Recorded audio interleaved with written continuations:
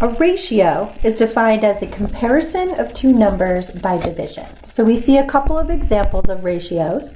A divided by B, written as a fraction, is an example of a ratio. And 6 divided by 11 is another example of a ratio. So basically any fraction you see can be thought of as a ratio. A proportion is defined as two ratios that are equal to each other. Therefore, we can have a fraction on the left set equal to a fraction on the right. So in its most general form, a proportion looks something like this. A over B is equal to C over D. Two fractions set equal.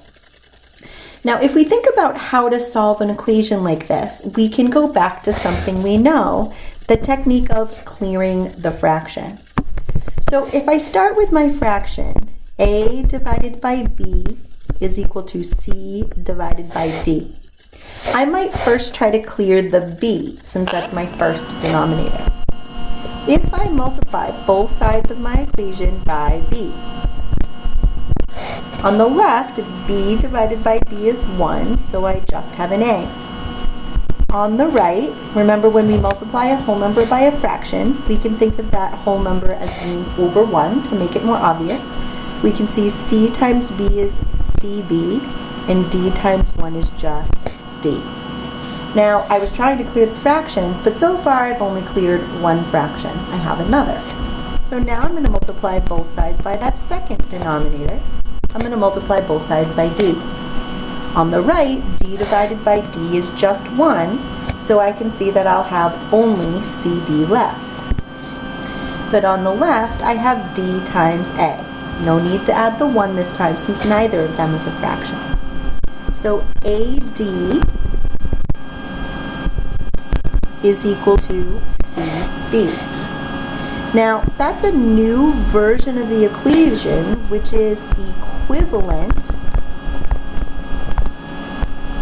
to the original proportion. Remember, equivalent means of equal value, but it doesn't mean that they have to look exactly the same.